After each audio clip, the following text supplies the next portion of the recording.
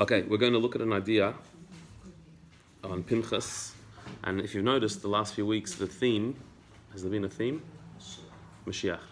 It's been different angles about Mashiach, the coming of Mashiach, the bringing of Mashiach.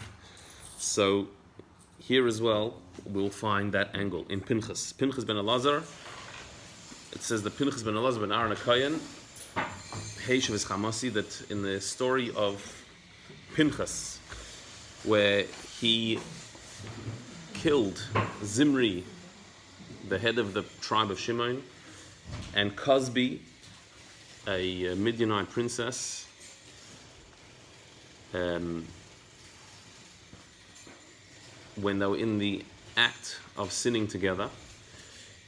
And this was a part of a grander sin that the tribe of Shimon had been sinning with the women of Moab, the Moabite women. So Pinchas came and killed them, and this ended that sin and brought back peace, so says the Torah. And so Lechen Emer Hin is Brisi Shalom, that because he venged my revenge, says Hashem, so I will give him my bris, my covenant of peace. So what does that mean? I'll give him my covenant of peace. What is the covenant of peace that Pinchas received? Or the Medrash Amrus, it says in the Medrash, Bedin hu sheyitul scharei, that he should take reward. That it's only fair. Hashem is saying that he should receive reward. So when it says, so it's on the page there, Kuf Ayin Zayin, the top left. It says Pinchas ben Elazar. Kuf Ayin Zayin, top left. This is from Moshe Wolfson. One of, yeah. So he says that Badin hu sheyitul schari, he deserves a reward for what he did. He deserves a reward. Ubetargum Yonasan Issa, and in the Targum Yonasan, one of the translations of the Torah into Aramaic, which is more of a commentary than a translation, Targum Yonasan says, Shehu Yiyeh Eliyahu Malach Abris, that his reward is that Pinchas will be Eliyahu, who is the Malach Abris. When it says that I'll give him my Brisi Shalom, my covenant of peace, it means that he will be Eliyahu, the angel of Bris, who will be present at every Bris Milah, Lemivser Geulta B'Sof Yemaya, to announce the coming of Mashiach, the redemption at the end of days. So the reward that Pinchas received for his act of zealotry was that he will be Eliyahu, and in other words, he continued his life as Eliyahu, and he will announce the coming of Mashiach at the end of days. That was his reward. So we need to explore this. What does it mean that his reward, what type of reward is it that you should announce the redemption? I mean, it's a great honor and everything, but like that should be his reward. And why did he merit that? What did he do? He killed people who were doing an Aveira. Okay, let's say that was justified what he did. He prevented the Chilul Hashem, whatever it was. He stopped the anger of Hashem on the people. Okay. But why is his reward that he will announce Mashiach's arrival? He will be Eliyahu to announce the coming of Mashiach. What's the connection between one and the other? Why should that be the reward? This we need to explore. V'issa b'Zohar Kodesh al pasuk now. In the Zohar, in the Holy Zohar, on this pasuk it says, "Sheparcha by nishmes nadav avihu," that at the time when Pinchas did this act of zealotry, the neshamas of Nadav and Avihu leaped into him. The Nadav and Avihu, the sons of Aaron HaKohen, who died on the day of the inauguration of the Mishkan because they brought a offering that was not commanded. So their souls died. Says the Zohar, those two souls of Nadav and Avihu jumped into Pinchas at the time when he was doing this act of zealotry. V'ramza b'lashon hapasuk, and this is actually hinted at in the pasuk. Pinchas ben Elazar ben Aaron HaKohen. He's described as Pinchas ben Elazar ben Aaron HaKohen. Pinchas, the son of Elazar, the son of Aaron HaKohen. She Pinchas ben Elazar, nasa achsha ben Aaron HaKohen. That Pinchas, the son of Elazar, has now become also ben Aaron HaKohen, the son of Aaron HaKohen. Why? Sheparcha by nishmes nadav avihu, because the souls of the sons of Aaron HaKohen, Nadav and Avihu, have jumped into him. So therefore he's Pinchas ben Elazar, who is ben Aaron HaKohen.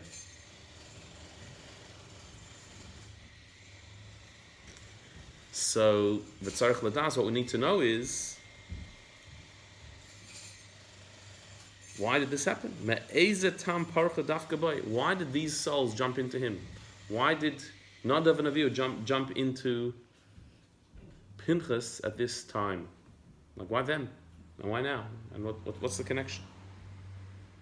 Would have it been like 40 years difference? Mm-hmm. Because they, no, would have been. Approximately, yeah. This is the end, the almost going to Eretz Yisrael. Correct. That's, Yeah. So why are these neshamas popping in now? And why at the Pinchas? What's the connection? And another thing we need to ask is the other tribes saw 6 miracles that happened to Pinchas in this act of zealotry that he did, that the Gemara lists. For example, it says there that Zimri didn't fight back, he didn't react, somebody's killing him and he didn't move, and other miracles that happened in this act of zealotry. It was a supernatural act that he was able to do it. Everyone saw this. According to the Medrash and Targum Yonasan, there were 12 different miracles that happened for him to be able to perform this act of zealotry successfully. So obviously Hashem is approving what he's doing. If he's being miraculously assisted, so he's getting divine stamp of approval for what he's doing. So why is it that the other tribes belittled what he did, put him down, and were critical of Pinchas's act when they saw it was fulfilled miraculously? Harisim ben Putizeh, they said, oh, look at this Ben Puti, his grandfather was Putiel, but they said Puti means that his grandfather was an Oved Avodah Zarah. He's descended from Yisro. And now he's coming and doing what nobody else said to do. He's showing the way. They put him down. But Hashem had obviously agreed with him. Well, these miracles are happening. There's a principle that says that Hashem does not do a miracle for no reason. Miracles happen only when they're supposed to. So if a miracle happens, not just 1, but 6, or maybe 12 miracles happen to assist Pinchas's act, and everyone saw that, so then how could they then belittle him, berate him as if he's done the wrong thing? They saw Hashem is on his side. So we need to answer all these things. We need to answer why Pinchas became Eliyahu, who announces Mashiach's coming. Why is that his reward for what he did? We have to answer why the neshamas of Nadav and Avihu jumped into him. And we have to answer why did the Shvatim, the other tribes who saw the miracles happen, why did they accuse him of doing the wrong thing or suspect him of doing the wrong thing? So, to get to this, Atzia Divrei Sefer HaKadosh Agra de Kala. We're going to quote a sefer called Agra de Kala, which was written by the Bnei Yisachar. Rabbi Tzvi Elimelech of Dinov, one of the great Hasidic masters, he wrote a sefer called Agra de Kala, and in it he writes, "Shekavanas hazonim acha b'nois mayav haisel l'shem shemayim lahavi l'mois Mashiach." That the kavana, the intent of the Jews who sinned with the Moabite women was l'shem shemayim. They were doing it for pure intentions, because what they wanted to do is bring Mashiach. How does that bring Mashiach?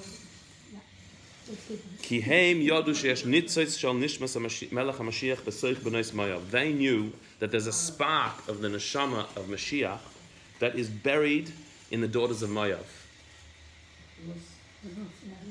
Rus. Who was Rus descended from? From Balak.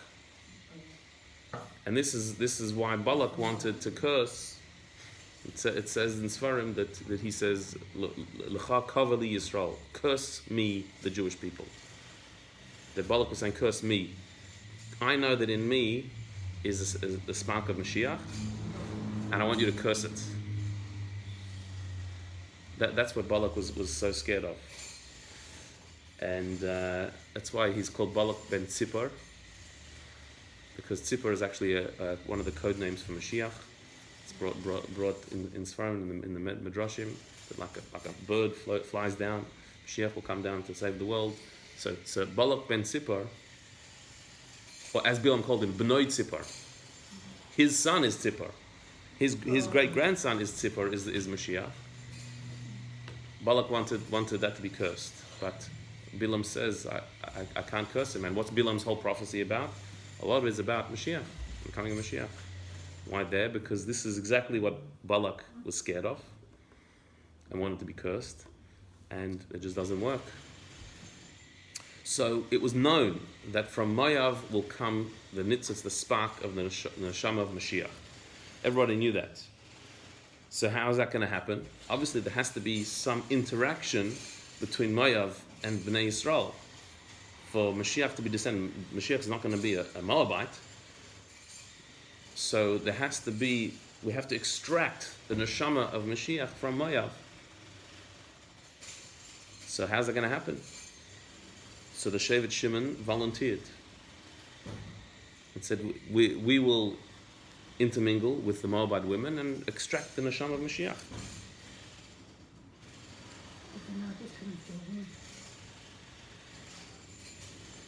Maybe that was also known. As it was.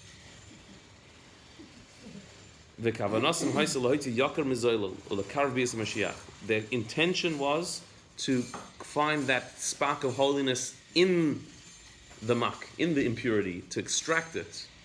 And that was l'shem Shemayim.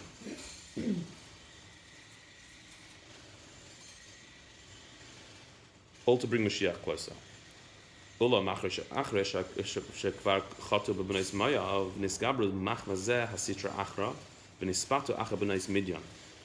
what happened was, after they sinned with the Moabite women, even though it was l'shem Shemayim, but it's a sin. So once you get into the world of sin, you get used to it.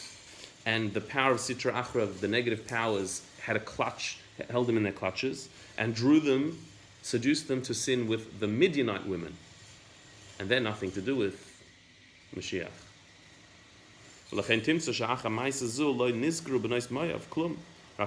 That's why you find that after this episode, we never see a mention of the sin with the Moabite women.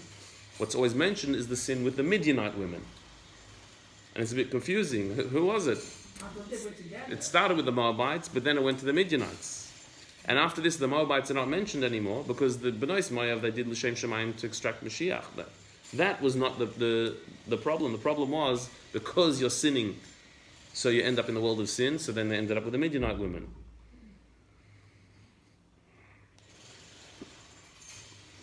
But even if their intentions were good, was it still the right way? So that's a big question. Can you do a sin l'shem Shemayim? Yes, that's just the middle. Yeah, that's right. So Because then it should be still the sin of Moab, even if they had good intentions. yeah, no, it was a sin. Not just with Midian. So are you allowed to do an Aveira Lishma?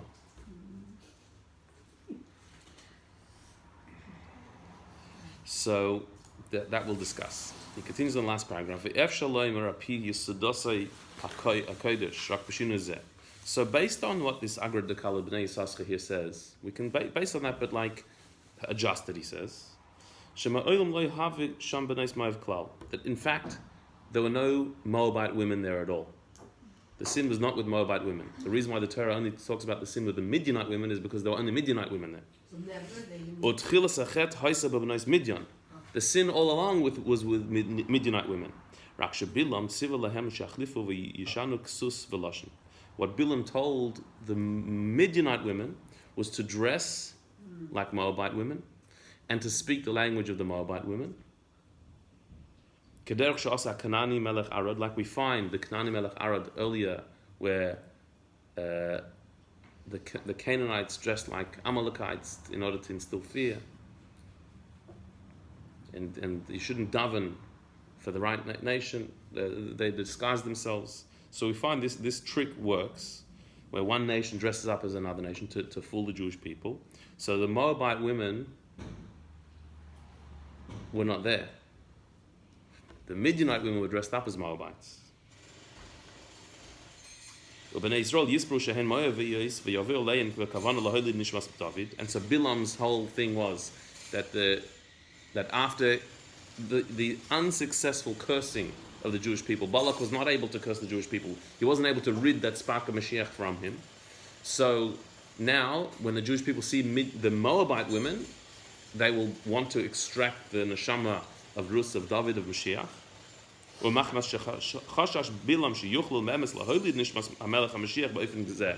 Bilam was concerned that they may be successful in doing that. If we send the Moabite women to seduce the Israelite men, they may actually extract the neshama of Mashiach from amongst the Moabites.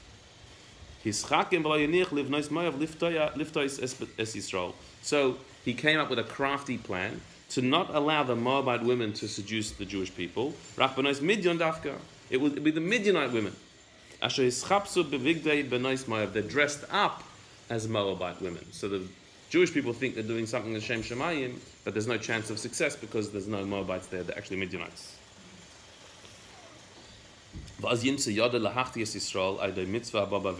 So Bilam will be successful in drawing the people to sin by doing a mitzvah that's through an Aveira. The mitzvah is to bring Mashiach, but they're doing an Aveira to do that. And there's no risk of Mashiach actually coming closer because there's no Moabites there.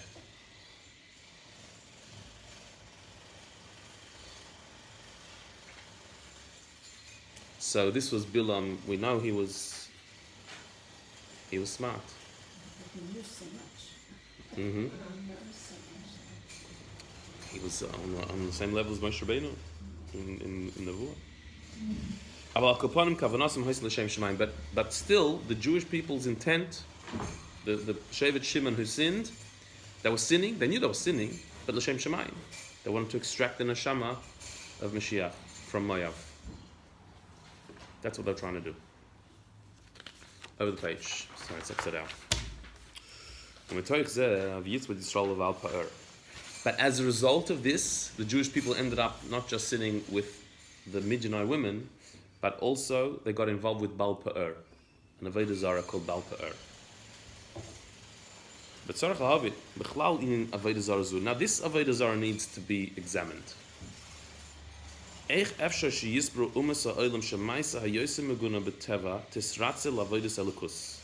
How could any nation believe that the lowest human function should be a way of serving Hashem? Or any god, or any idol? How did they think that this was serving God? Baal Peor, the nature of its avodah was that a person would relieve themselves in front of the idol, and that would be its service. Now we know there are strange cults and different practices out there, and even within our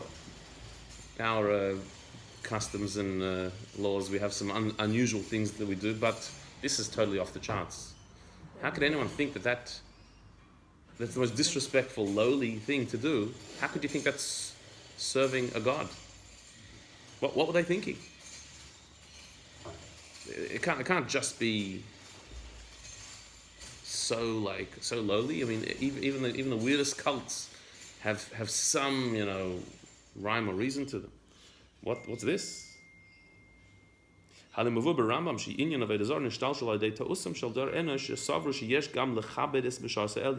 Rambam explains the whole thing of idolatry came about because people made a mistake. They thought that just like we honor Hashem, we should honor also his intermediaries. So the sun and the moon and the stars and the wind and all these intermediaries that Hashem uses to give us blessing, we need to give them honor. But to give them honor, that was the mistake. But it was still to honor them. How could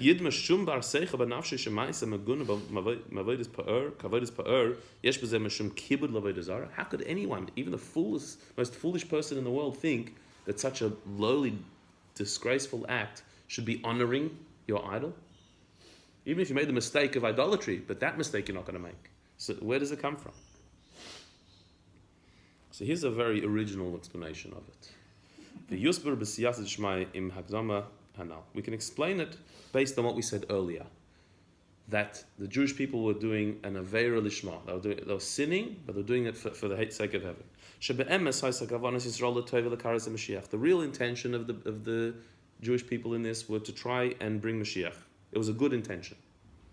But you're doing a mitzvah through an Aveira.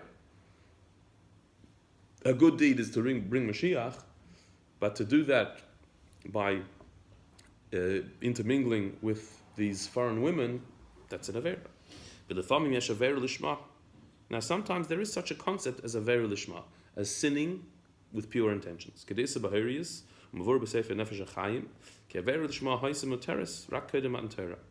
it says in the Gemara and the Svarim, a Sefer Nefesh Chaim, brings the concept that it was permissible to do an Aveira Lishma, a sin with pure intentions, before the Torah was given.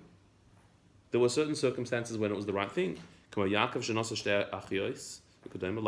married two sisters. That's not allowed. But that was right. In that circumstance, at that time, it was correct. Before Matan Torah. And there are certain exceptional circumstances, even after Matan Torah, where you can do an Aveira Lishma. One example that's always brought is Eliyahu Bahara Carmel, that when Eliyahu challenged the prophets of Baal on Hara Carmel, and he brought a sacrifice outside of the Beis HaMikdash. You're not allowed to do that. But that was a Haras Shah, it was a temporary measure and to save people from Avodah Zarah. Sometimes you can do something that is an Aveira, technically, but it's the Shema for the right reasons. There are some cases where it's possible.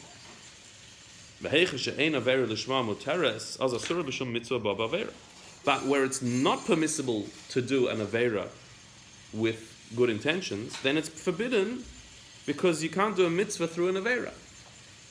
Like you can't steal planks of wood to build a sukkah because that's a mitzvah that's done through an Aveira. The truth is, it was prohibited for the Jewish people to approach these Moabite women, even if they had a good intention. As we'll explain further.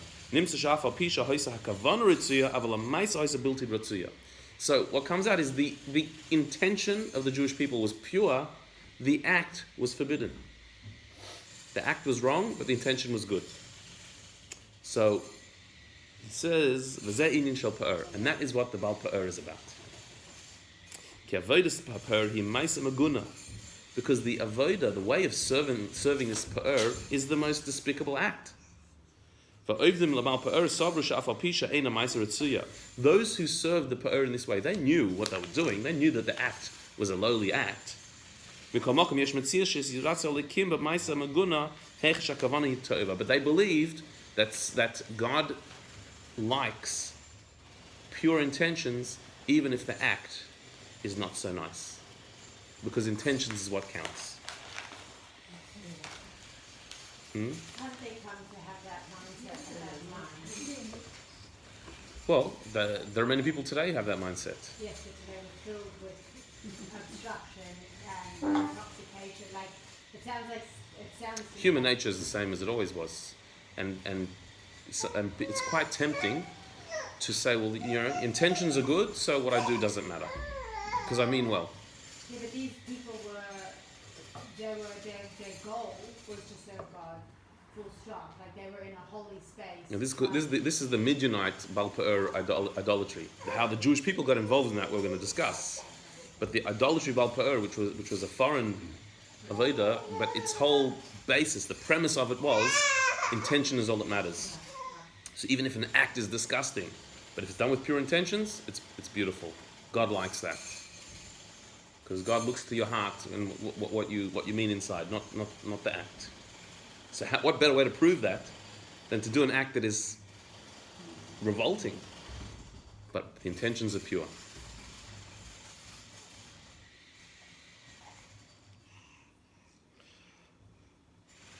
So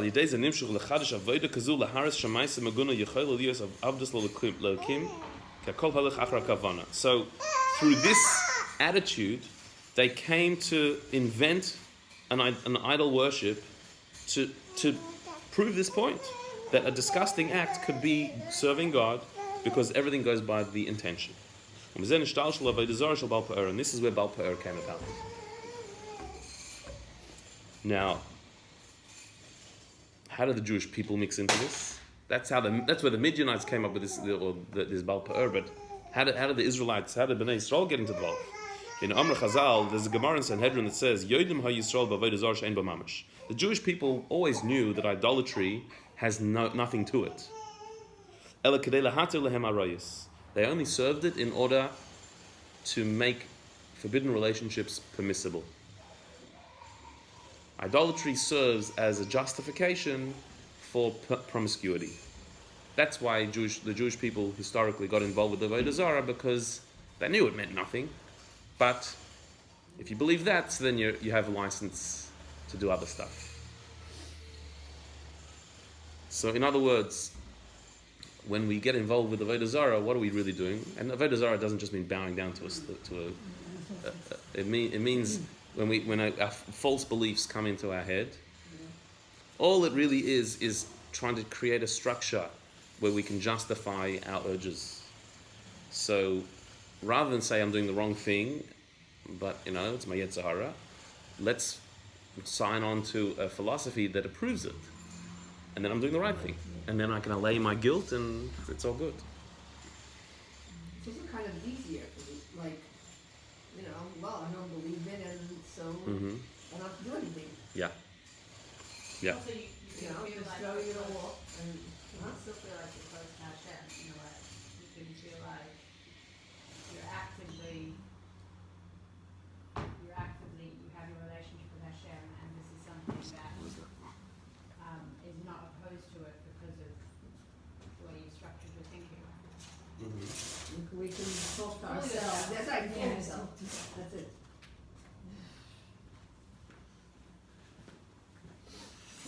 So that's where idolatry comes in, to allay that negative feeling, to justify the wrongdoing. Because this is what we do when we sin, is we try to find some justification for it, so it's not really a sin. We're not really doing something wrong. And if the Torah is pretty clear that what you're doing is wrong, and you can't really massage, the Torah to sound like what you're doing is okay, or find a heter somewhere, or there's some opinions or some groups or different minhagim. If there's no way out, yifn l'avodah zarah. Amateres ma'asim tatuim ameila hu tzadik. So then people turn to avodah zarah. They find some idolatrous thing. They might even call that Torah as well, but they just bring it in to Yiddishkeit, so it justifies what they're doing. And then I'm a tzaddik because it's okay. So this is exactly what Baal Peor was. He says, in my humble opinion,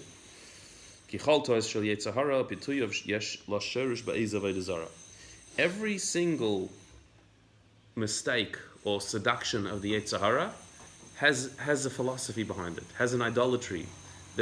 You'll find every Yetzer Hara you have has a ideology that you can sign up to support your Yetzer Hara. The Baal Shem Tov explained that the pasuk says, "V'sartem, you stray, and you serve other gods. You strayed and you served other gods." Meaning, says the Baal Shem Tov,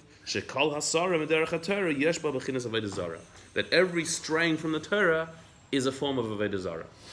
Because as soon as you stray from the Torah, what are you doing? You're setting up another philosophy that's outside of Torah. Every Yetzer Hara has got its supporting philosophy. So when the Jewish people sinned with the Moabite women, and they had pure intentions, they wanted to bring Mashiach through that. But the bottom line was the act that they did was a disgraceful act. So they were prone now to join the Baal Peor cult, because the Baal Peor is all about doing a disgusting act for pure intentions. So they joined that belief system because that supported what they did. They were doing a beautiful act, I mean, a beautiful intention, but a horrible act. And so, does Torah say you can do that? Not really. So they need to expand their philosophy, and they were open to Baal Peor now, where you do a disgusting act for a higher purpose. Because they did a mitzvah through doing an avera, bringing Mashiach through mixing with the Moabite women. So now that led one thing to another. They need to justify it by adopting the Baal Peor philosophy, doing a disgusting act for pure reasons. Baal Peor gematria hamelech hamashiach. Now, if you find in gematria, the Baal Peor has the same gematria as hamelech hamashiach.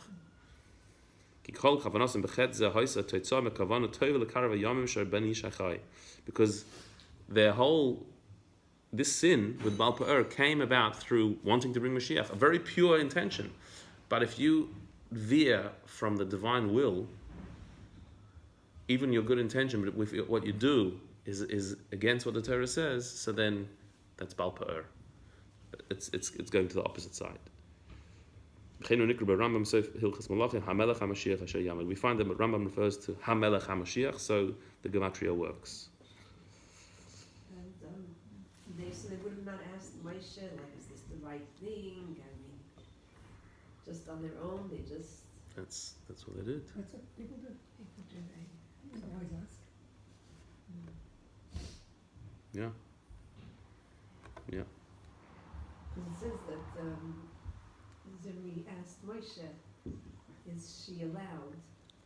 And he said no. And then he said, oh, well, why did you take Zipporah, you know? Right. And did he listen to the answer? No. So that the asking wasn't asking. That's not asking. That's already after the fact. He's trying to justify.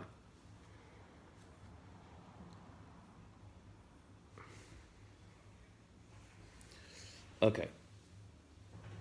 So now we've seen the Aveira was not as bad as we thought it was, but it's just as bad as we thought it was, and even worse. The intentions were very holy, but it was totally missing the point. That's not how we do it. That's a step towards Baal Peor. So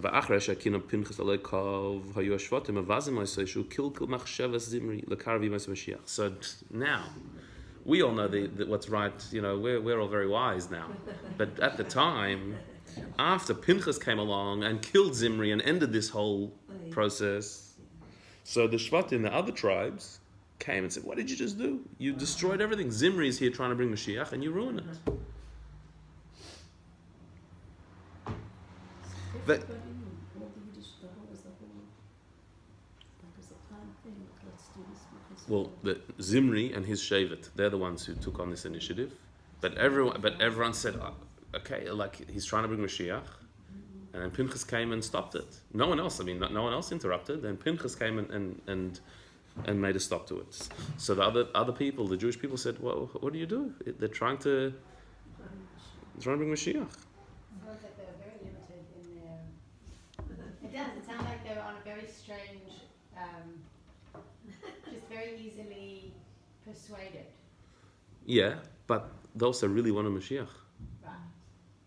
Like Desperate. they were really into it. No, not just desperate. They really meant it. Like they were willing to go out on a limb for Mashiach. Like this is good. Even though the Jewish people saw that Pinchas was assisted by all these miracles for this to happen, and so Hashem is agreeing with what he's doing. So why you still think that Zimri was doing the right thing?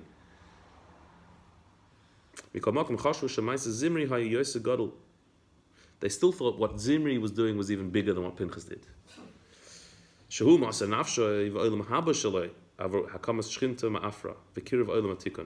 Because what Zimri was doing was, he was willing to have Mesiras Nefesh of himself and even his Olam Haba. He would give away he'd do an Aveira, which it's still an Aveira.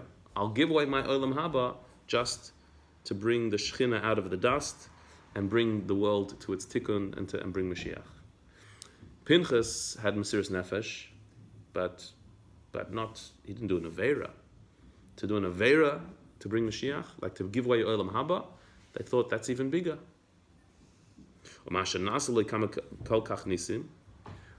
And the fact that Pinchas had all these nisim, if what he's doing is not as big as what Zimri's doing, then why did these nisim come to assist him?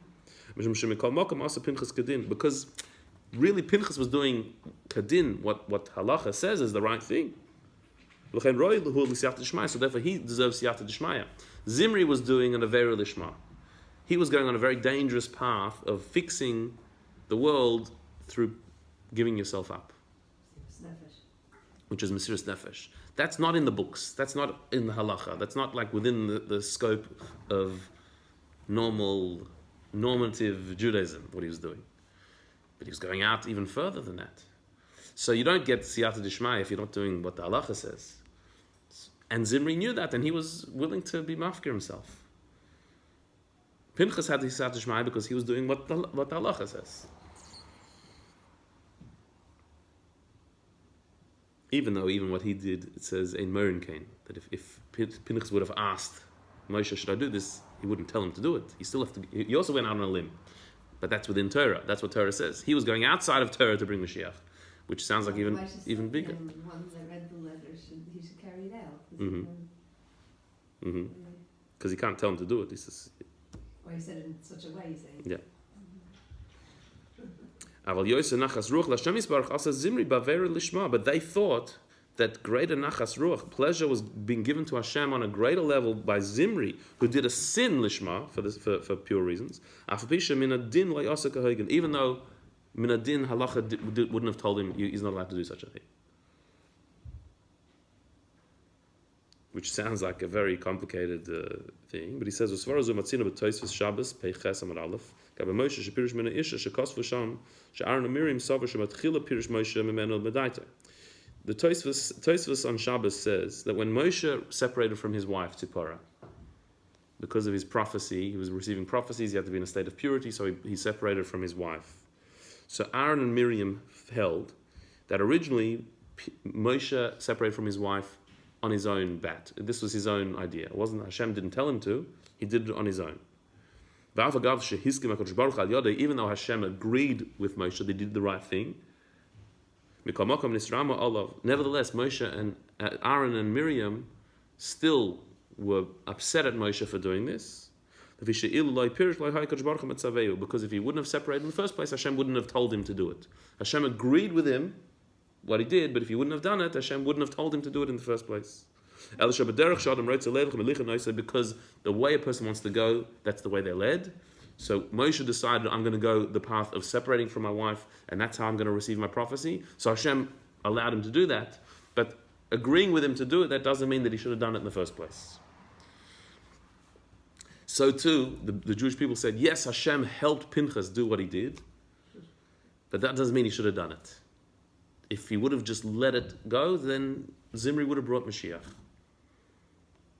This is what they thought. And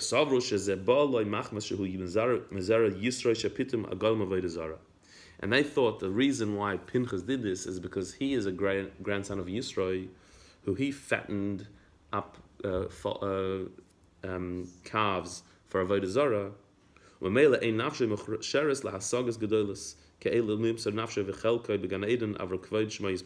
So therefore, maybe his neshama doesn't appreciate this very high level of Mesiras Nefesh that Zimri had, to give away your soul, to give away everything in order for Mashiach to come. Maybe he just doesn't get that because his background, he has an idolatrous background, so he doesn't have such a high sensitivity to what Zimri is doing. It's very convincing now that we've told us all this. Mm-hmm. I mean, it's... So we shouldn't dismiss Zimri as just another one of these sinners. He was a Nasi B'Yisrael. He was chosen by Moshe Rabbeinu. He made a mistake, but not a mistake, not a simple mistake. So this is why the pasuk comes and says that Pinchas is Ben Elazar ben Aaron.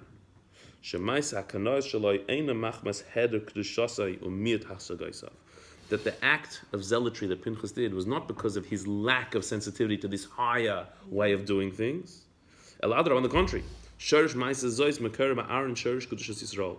The source of his act came from Aaron, his grandfather, who is the source of Kedusha, of the holiness of the Jewish people. Like it says in Divrei Yomim,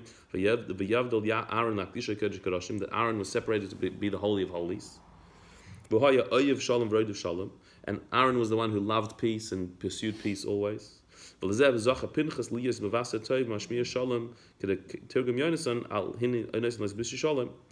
why Pinchas merited to be the one who brings the good news of Mashiach coming and to bring peace to the world, which was Eliyahu. As Targum Yonason says, we said that what does it mean that he gets Brisi Shalom, the covenant of peace, that he will be Eliyahu to announce Mashiach's coming. The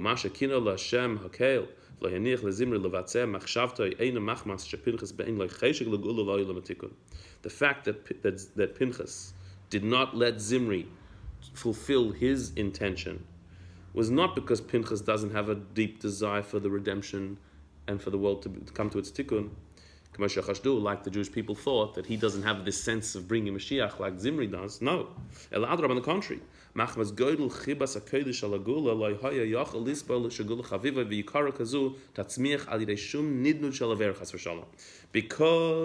of his great deep love for the holiness, the Kedusha of the Gula, which Aaron is the man of Kodesh HaKodashim. He appreciated what the Kedusha, the holiness of Gula is. He couldn't tolerate the idea that the redemption, which is so beloved and so special and so holy, should come about through some smidge of an Aveira, even of Aveira Lishma, even if it's for pure reasons. It can't come through doing the wrong thing. It can't come through going against the Torah. That came from the holiness of his soul and where his soul came from Aaron.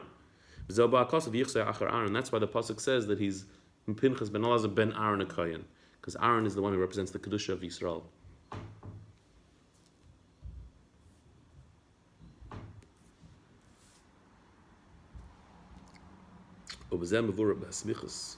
And with this we can explain what it says in Sefer Malachi.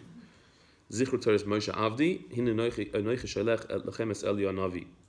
It says, remember the Torah of Moshe, my servant, and then it says, I will send to you Eliyahu Navi to announce the Geula. Sha'al Yidei Shmiras HaTorah Daika Yav Eliyahu L'Basar. Meaning, how can Eliyahu come to tell us Mashiach is coming? Only if Zichru Torah Moshe Avdi.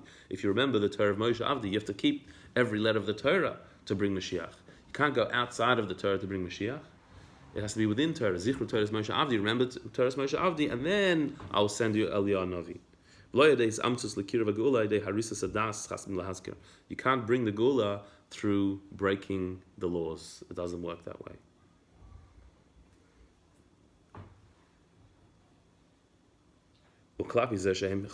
Just by the way, he doesn't really mention it, but the Nadav and Avihu thing. This was because Nadav and Avihu also, they brought an they brought a fire that wasn't commanded to them. Very holy, very beautiful, but it wasn't commanded. So through not being commanded, that can't bring the Geula. So Pinchas here was Masak, and he corrected that. So Nadav and Avihu's neshamas, or Ben Aaron, they came to him and he corrected that. Now, because the Jewish people thought that what's Pinchas just done, he's delayed the redemption. He's pushed Mashiach off. Hashem said, no. He is Eliyahu Navi. He'll be the one to tell us when Mashiach is coming. He'll announce at the end of days. Now we know that an accuser cannot become your defender. Meaning, if he's the one delaying redemption, he can't be the one announcing redemption. The accusation can't come with the defense. You can't use something that you opposed and be for it. So obviously, that reward, what Hashem was doing, is the stamp of approval to Pinchas. So what he did was correct. He didn't delay redemption, because redemption can't come this way. On the contrary,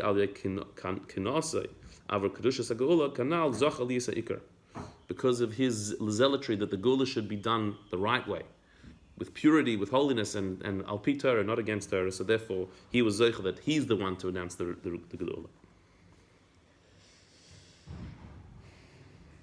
Okay. V'hine, listen to this. Middle of page Kuf Ein test there.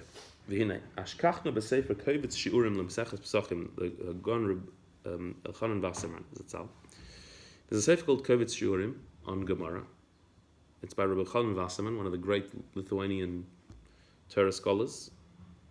Shetoma al zeh she'amru, that he questions what it says in the Gemara. Shelo yovi Mashiach lo ba'arvei Shabbosos when they bitul achanas Shabbos lo ba'Shabbos when they tamzeh.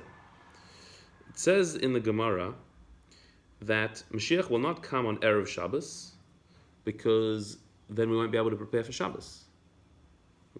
When the Erev Shabbos we're getting ready for Shabbos. If Mashiach comes, we'll stop preparations for Shabbos. So Mashiach can't come on Erev Shabbos, and not on Shabbos itself, because then Shabbos will be interrupted. And also because there's it's a possibility that it'll be a chilul Shabbos, breaking of Shabbos, because you can't travel on Shabbos outside of the tchum, the city limits. So if Mashiach comes down min hashamayim, that's outside. The Gemara says that he won't come Erev Shabbos and not Shabbos either. So this is the Gemara. Isn't that got to do with we act like it's Erev Shabbos in terms of Mashiach's coming, like Shabbos is coming in? Now it's Erev Shabbos. In history. So the question he asks is Bakasha, the question which we should all ask, that the Jewish people are in Golus, are in pain. Every moment in Golus is Pekuch Nefesh. It's lives are at stake. So wouldn't Pekuch Nefesh override Mashiach coming down from outside the city limits? Pekuch Nefesh is Doichas Shabbos. Furthermore, Lo Yov be'erev Shabbos, and Erev Shabbos you won't come. Why? B'nei Shabbos, because we're not going to be prepared for Shabbos then. You're not going to have your cholent ready. Mi yimtza shum bar das shelo yimchel al chatichas lakshin kugel shelo avar geula shleima. Could you find one fool who is not willing to give up your lakshin kugel in order for Mashiach to come?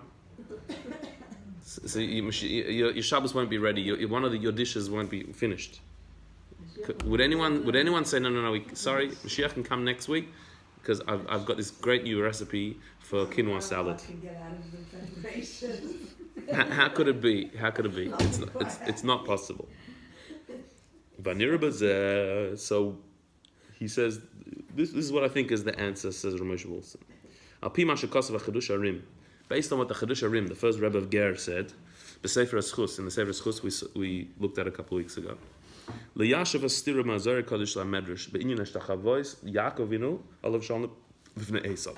a contradiction between the Zohar and the Medrash on the issue of Yaakov Avinu when he bowed down to Esav. When Yaakov and Esav met after many years of separation, Yaakov bows down to Esav. 7 times? Yeah. The Medrash tells Yaakov off about this. That there's all type of tainus and claims against Yaakov for bowing down to Esav. The Medrash says that the whole Golus is because of that. Because Yaakov bowed to Esav, Golus came about. But then if you look at the Zohar, Adrab, on the contrary, Shavchu, the Zohar praises Yaakov for bowing to Esav. That through bowing down, Yaakov bowing down to Esav, he cancelled out the power of negativity of the Samach Mem.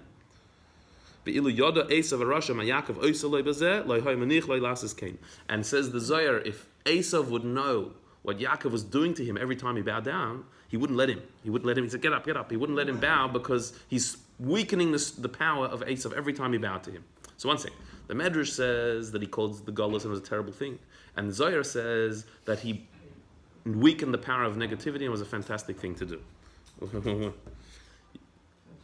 can't say Eilu ve'elu divrei Elokim Chaim, that they're both true. It's one or the other.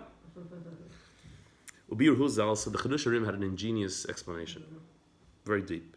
Sheesh Paradis B'Torah. We know that there's different levels of Torah. Pshat, the simple, Remez, what's hinted at, Drush, what we learn out, extrapolate, Soid, the mystical. V'medrash benuya al pi drush keneged olam abriya.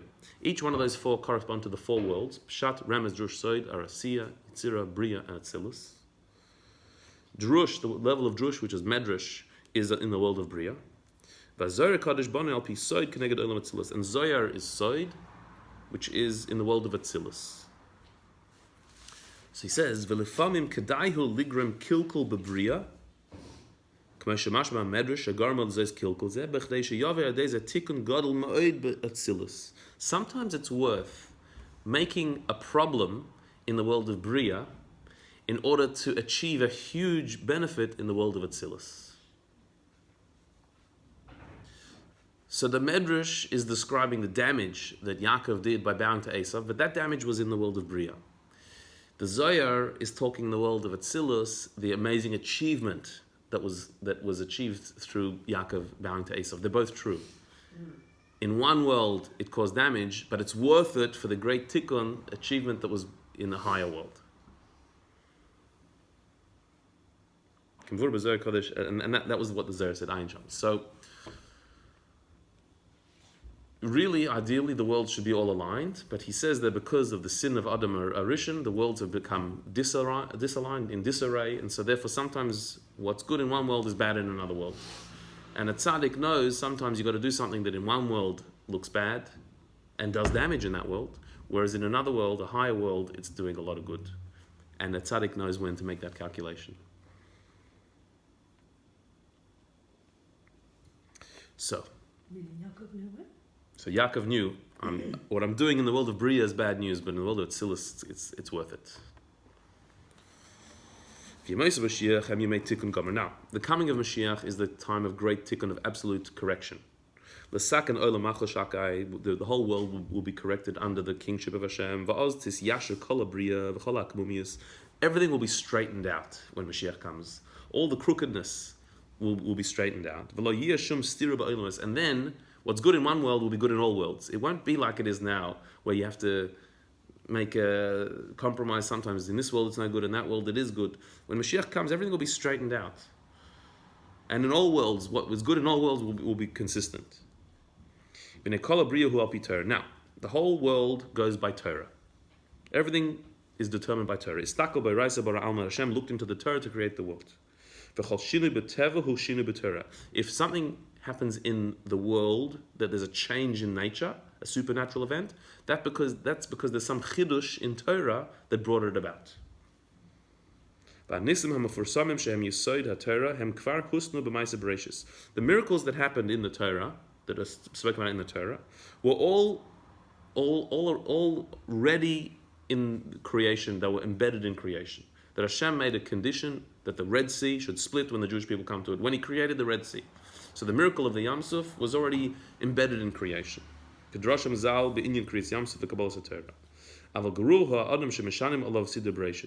Gemara says, if nature has to change for you, that's bad. It's not a good thing if nature has to actually twist itself for you. For a miracle to happen to you means Hashem's had to adjust nature for you. It's actually not the ideal thing. Because Hashem wants the world to go according to the Torah. The Torah is the way the world was set up. And so nature, the laws of nature are actually laws of Torah. The world should work according to the laws of nature. So therefore we don't try to bring about a miracle. So that's in the Torah, that the world will go according to nature. That should go according to nature. That's the way Hashem wants it to work.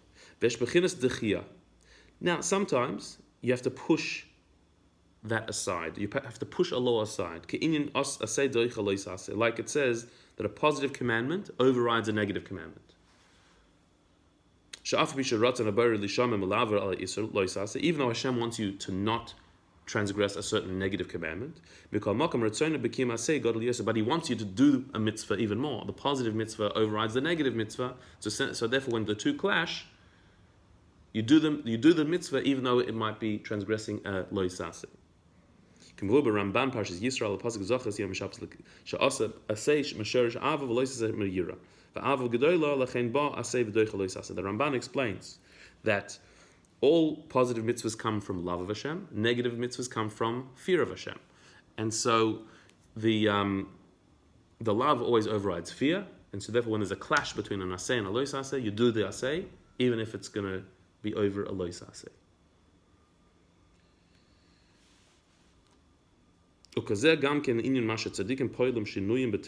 So therefore, the fact that tzaddikim do miracles sometimes, we said miracles are no good, that the miracles are against what Hashem wanted. Hashem set the world. What Hashem is. They paskin al pi Torah that there needs to be a change, there needs to be an overriding of the system. And by pushing aside nature, that's what tzaddikim do.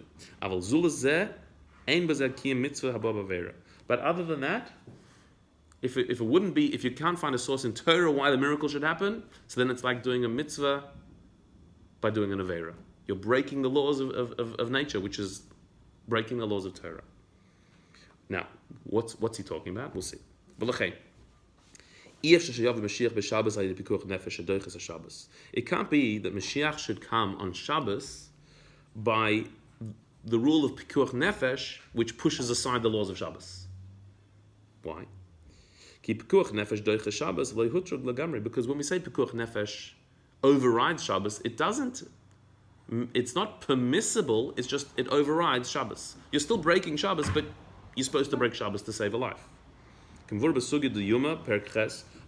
says in the Gemara, there's two different ways it could be something as hutra, it's permissible to do on Shabbos, or d'chuya, that you've pushed aside Shabbos because you have to do it.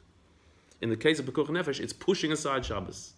Not that you're allowed to do it, you're supposed to do it because you're pushing Shabbos away. Like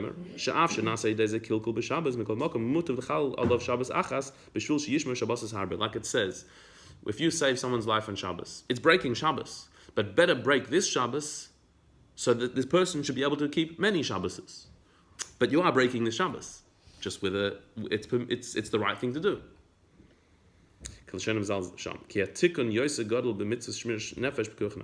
Because saving the soul is the greatest thing to do.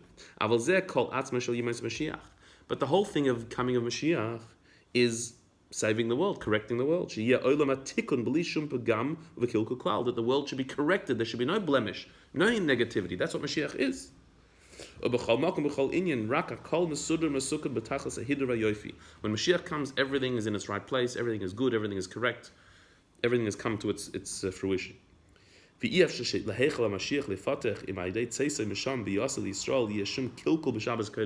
doesn't make sense that the heavenly abode of Mashiach should open up and Mashiach should arrive in a way that requires him to override Shabbos because of pikuach nefesh. That's not correcting the world. That's pushing aside the world. Because when you break the laws of nature, you break the whole creation. It doesn't fit. Mashiach is about correcting the world, not overriding it. And therefore, he can't even come on erev Shabbos or Yom Tov, because that will be mevatel us from preparing Shabbos. Back of the page.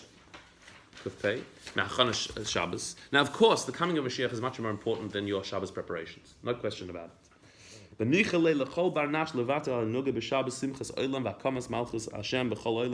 And everyone would agree to overlook your Shabbos preparations and all your Shabbos food in order for the world to be corrected. No question. But if there is some belittling of Shabbos by Mashiach coming, that the pleasure and the joy of Shabbos is belittled, even a small thing that your Lakshan Kugel, you have to skip out, that's a contradiction to the whole concept of Mashiach. When everything is complete, when Torah and Yiddishkeit and the world is complete, it can't come to override the world. Mashiach is coming to perfect the world. So even though it's not so bad, if a better Mashiach should come, but that's not what Mashiach is. Now, the Rebbe said that Mashiach will figure out a way to come Erev Shabbos or Shabbos or whatever, but it has to be a way that it's ofen amuter. So he concludes the idea like this: Pinchas rejected the idea that the Geula can come through overriding a prohibition of intermarriage. It can't be that Zimri and his Shevet going with with Moabite women is going to bring Mashiach. After Pisha Kavana Zimri Latova, he said, yes, Zimri's intention was pure, but to bring the redemption through pushing away a halacha, a Torah law, can't be. So therefore, it says that Pinchas receives the covenant of peace, shalom. What the word shalom really means, completeness. Shalom means to be shown to be complete. That Pinchas wants the Geula Shlema, a complete redemption where everything, the world is included in that redemption, not overridden, and the Torah laws are not overridden. Bli shum kilkul, there should be no destruction, no negativity. You don't have to go in the dangerous path of Zimri, going outside of the realm of Torah. Vashta movin lama mapasik zeh yalfidon psulei mumin bekuna metevis shalom. Avshel lechura mashma shaba kasav litin loy lamait. Beich yasim limud kazeh bepashtas apsukim ela kavana kanal. Ki geula shal Pinchas zeh Eliyahu neshamas nadav aviyu mevaser gulta b'seif maya malach hashalom hi geula shal kulach yafa rayasi umum einbach. We learn from the word shalom here, there's a hint to the fact that a kohen has to be complete and not a balmum, not blemished, which on the surface, what's it to do with anything? Because Pinchas, who became a kohen as a result of this, but he did it because it has to be complete, the world has to be complete, without any blemish, without overriding the Torah, because the ultimate redemption is about that. So now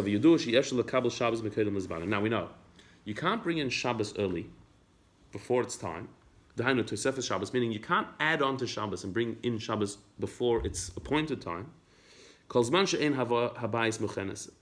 the house is not ready for it, you're not going to bring in Shabbos when the house is not ready for Shabbos. Even though we're allowed to bring in Shabbos already from Plaga Mincha, from in the afternoon, earlier than the candle lighting time, but you're not going to do that if the house is not ready. If you haven't cleaned the floor, and if the preparations aren't ready, the chalant's up and everything's ready to go, lo yekablu Shabbos, you're not going to accept Shabbos on yourself. Ela yamtinu ad gomram shel kol hachonos hanitzrachim. You have to, once all the preparations are done, va'oz yikaymu mitzvahs to serve Shabbos, then bring in Shabbos as early as you can. Great. Add to Shabbos. It's a mitzvah to add to Shabbos. So when we turn to Hashem and say we want Mashiach now, we don't want to have to wait till the last moment when Mashiach can come. We want him to come the earliest moment possible. We want to add on to Shabbos, the last Shabbos, the ultimate Shabbos of creation. Yom Shekuli Shabbos of Nuchal Chai Elohim, which Mashiach is the day that's always Shabbos, constant Shabbos. And when these 3 weeks, the 3 weeks of mourning, will be turned around to 3 weeks of celebration for the coming of the final redemption and the new Beis Hamikdash. So this is what we want. This is what we're asking for.